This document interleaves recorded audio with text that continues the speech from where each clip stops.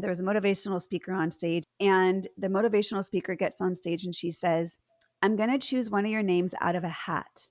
And if I choose your name, I invite you to come up on stage and speak for 2 minutes. Well, Cassim, you could Are we imagine gonna the guess who it collective is? groan that came across this room of 200 women. And you could palpably feel the anxiety just shoot up. No. And she said, let me just ask you, what are you guys feeling right now? And people just started shouting out, I'm anxious, I'm scared, I'm sweating, my heart's racing, you know, all the embodied somatic experiences of anxiety. And she said, actually, what you're all describing is simply just energy moving through your body. And you are in a habit of labeling that energy as fear. You're in a habit of labeling that energy as anxiety, and it's stopping you. She said, what if you were to recognize it was simply just energy and you actually plugged it in and it lit you up? What if So you then plugged it in? she said, okay, so I'm actually not going to call anyone's name out of a hat. And you heard this huge collective sigh of relief. Everyone. Yes. And then she said, however, I will give you an opportunity. If you would like to come up here and speak for 2 minutes, to support you in doing so, we will all give you a standing ovation on the way up and we'll give you a standing ovation on the way down. Oh, wow. I shot my hand up in the air because I was in a habit. The whole previous part of my life was labeling that energy as fear and anxiety and having it stop me. It was focusing on that board once again. But I was in a mindset to shift it all because I was not available to live that way anymore. So I raised my hand. She called me up. I got my first standing ovation as I got up on stage. I don't know what the hell I talked about for 2 minutes, but I did it. But between that and the breaking the board, I never looked back. Of the old mindsets, the belief systems, they just didn't fit. And it's time for a little pop quiz interruption. I'd like you please to guess, what is the percentage of people who are watching the content on this channel who have not subscribed? Are you ready? 97.5% have not subscribed. What? This blew my mind. That means only 2.5% of you have subscribed. Please help me change that. This makes a drastic impact on my capacity to continue sharing this educational content at no cost to you. All you have to do is press that subscribe button. If you have, thank you so much. Please continue sharing it with anyone you think can benefit from this. Thank you so much. You mentioned the board and the cushion, right?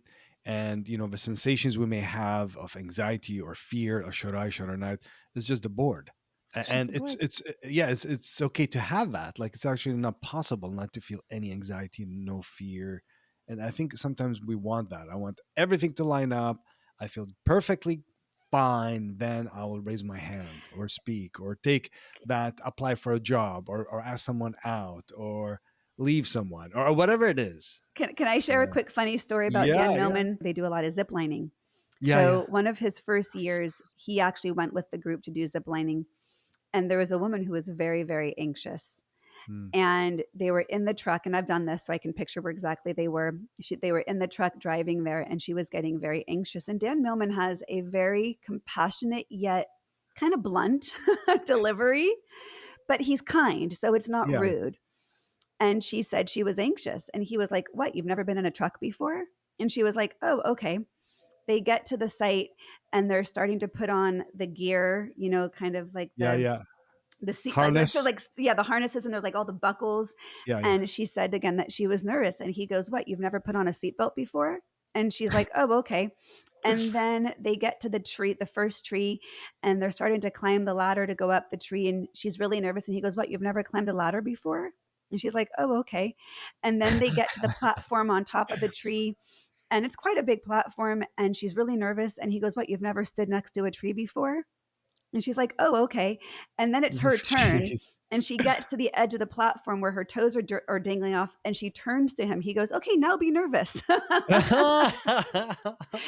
I love that because of how much we have the anticipatory anxiety, and the anxiety for jumping that first jump is real. It's understandable. Like, it'd be weird not to have that. So again, it's this reminder of mindfulness does not teach us to not have those emotions. It's Right. to recognize, where am I giving them power in my life, or in Mm. my personal experience, or in my relationships, that are not serving me.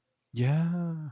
Yeah. And not to judge the sensations. Like if I'm feeling anxious, not to judge that anxiety. This is Like just anxiety. just anxiety. Like, I mean, still for me, after all these years, I love public speaking and present and conferences.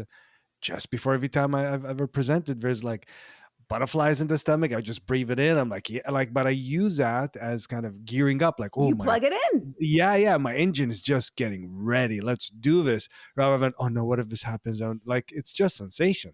It's And just sensation. if it stops, I like, I don't know if I would feel alive. Like, do you know what I Yeah. mean? Like, if I go to present and I feel nothing, I don't know. I don't know. Would that be, yeah, Just like, would you have the energy? hello there, and thank you so much for stopping by this channel. I hope you find this content useful, and if you do, feel free to hit that subscribe button. It will really help me to reach to more people and keep this content going. Here we are journeying together, and let's see where this takes us.